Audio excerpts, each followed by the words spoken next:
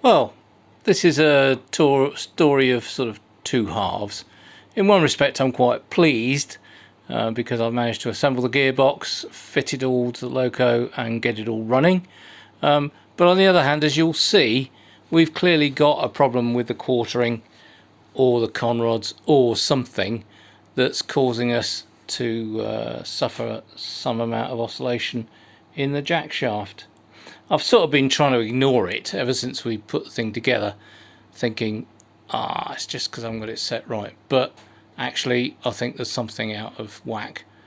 So I think I need to get the wheel sets apart, well, get the wheel sets out, get them on a surface table and measure all the crank pin heights, and then do the same with the crank as well, I guess. And we'll see what we can discover. Bit irritating. But the good news is it does operate, so we'll give you a little show. Right now we're using an old battery to provide some additional power to support the little battery that's hoping to live inside the Loco.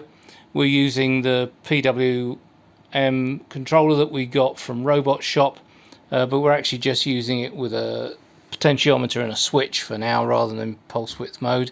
And you can see how it goes. So first of all, you set the switch on, just a rocker switch, to decide which way you want to drive, and the switch is on, and then we turn up the power a little bit, he says gently,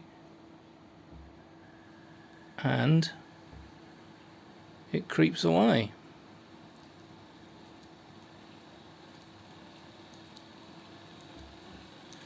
But as you can see in the background, the jack shaft and thus the gearbox oscillates up and down as it goes. But it's very nice control. So I think we're going to have to pull this apart and have a good look to find out what's going on. You really can't see much going on in there, but if I slow it right down, you can see the motor shaft turning. You can see the springs hold it all in gear. So that's quite nice. And that's sort of flat out. We haven't reached the current limit of the controller, so that's quite good. I suspect that's fast enough for shunting duties. And of course, you throw the switch and it goes backwards very instantly.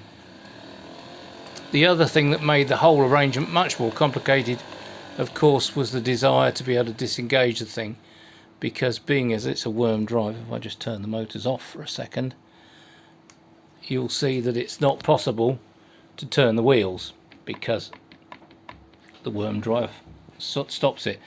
But the clutch arrangement we put on the top allows us to disengage the worms, and then if I had more hands I could show you that I could turn the wheels. Let's try it with the other way around. So if I disengage the clutch, then the wheels can be turned a little crankily by me, but you can turn the wheels without the motor turning. So it definitely operates, and when you let it go, it notches back into gear, and then she's good to run.